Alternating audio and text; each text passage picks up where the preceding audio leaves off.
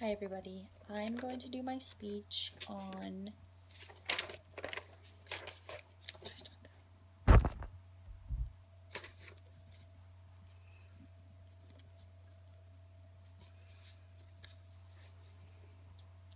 Hi everybody, I'm going to do my speech and my husband Tyler's here in the audience, so I'll give him my PowerPoint outline.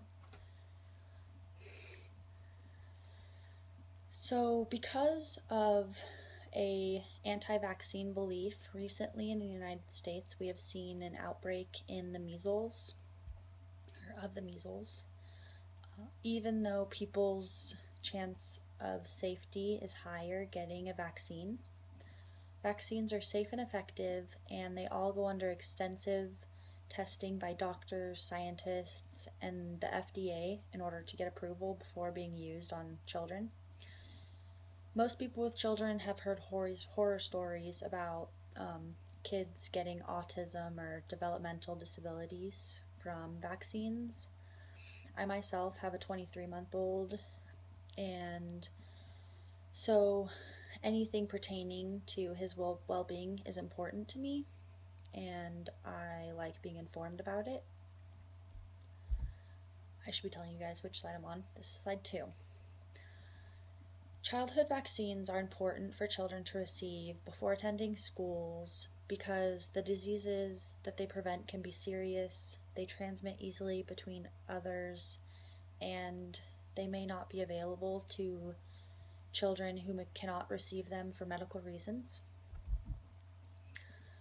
I don't believe that vaccines come without risks, but the effects of some of the diseases that vaccines can prevent can be serious and are preventable. According to the Mayo Clinic, measles can cause ear infections, bronchitis, croup, pneumonia, encephalitis, pregnancy problems, including loss of pregnancy, and low palate count.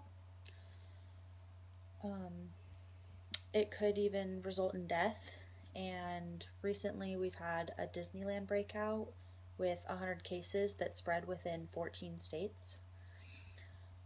From the parents of kids with infectiousdiseases.com, before measles immunizations were available, nearly everyone in the United States got the measles, and there were about 3 to 4 million reported cases each year. 450 measles-associated deaths were reported between 1953 and 1963. Measles is still worldwide. It was just eradicated in the United States because so many kids were vaccinated.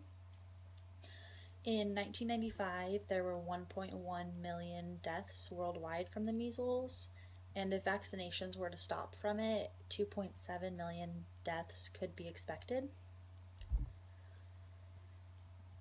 Some of the vaccine preventable diseases are polio, which causes acute paralysis, which can lead to permanent paralysis and physical disabilities and death.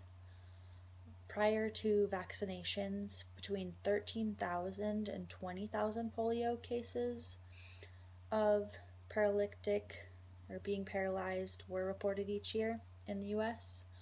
Pertussis can lead to pneumonia, seizures, brain diseases, and deaths in infants.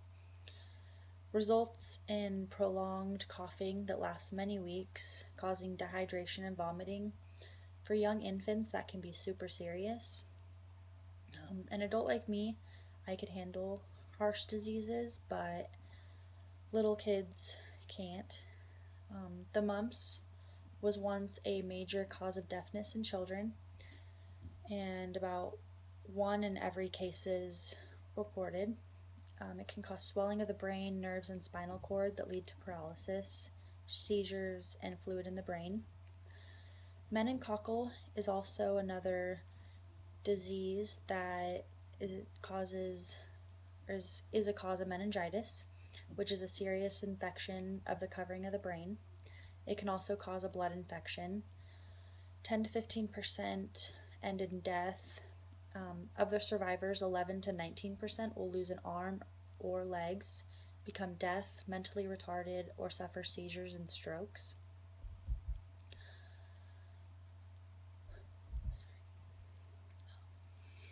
slide 6. One of my biggest points is that diseases can spread easily, especially between children. People are less afraid of these diseases because you don't see them as much anymore, and they themselves are healthy, so they don't think that these diseases would affect them very much. And because they don't see these diseases, they don't think there's a threat, but the threat is very real. Parents do and should have the right to choose whether or not to vaccinate their children.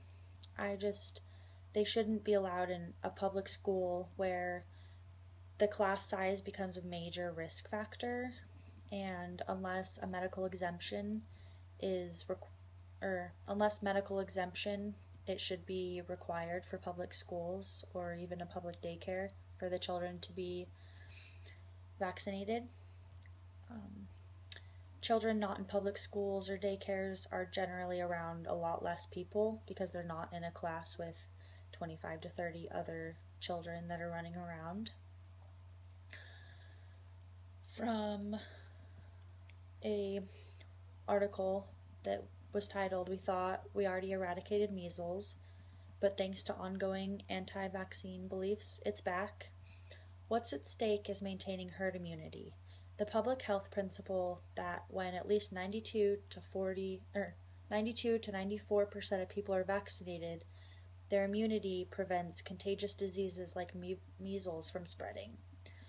So vaccinated children help unvaccinated children stay safe, but the problem happens when people don't think that their kids need to be vaccinated, because then the numbers go lower and people are more likely to get those diseases because less people are being vaccinated. So say if in one county 90% are vaccinated, or 95% are vaccinated, and then in another county only 80% are vaccinated, then they have a much higher risk. In the United States right now, the average is 90% of people are vaccinated. Another thing is that it's not healthy people that are at risk. Preventable diseases is a greater risk to younger children and people who can't handle the diseases because they're immune compromised. WhyIChoose.org says they pose a threat to children with leukemia who cannot be immunized because of their medical condition. Who cannot be immunized because... For a very small percentage of children, vaccines will not take. These children are also put at risk.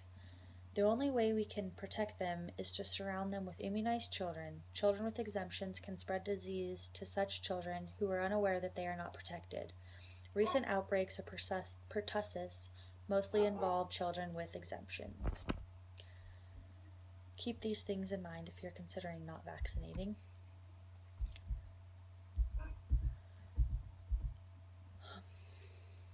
So, modern medicine has allowed us to prevent debilitating diseases that can be serious, transmit easily between children, and are not available to some children because of medical reasons. Vaccines are an important part of public safety, and the FDA wouldn't allow them if they weren't proven safe. Because of this, children who are able to be vaccinated and are planning on attending public school should be vaccinated. Even if in 0.01% of people who received the vaccines got autism or another developmental issue, from a vaccine many children would be spared disabling and fatal consequences of going unvaccinated.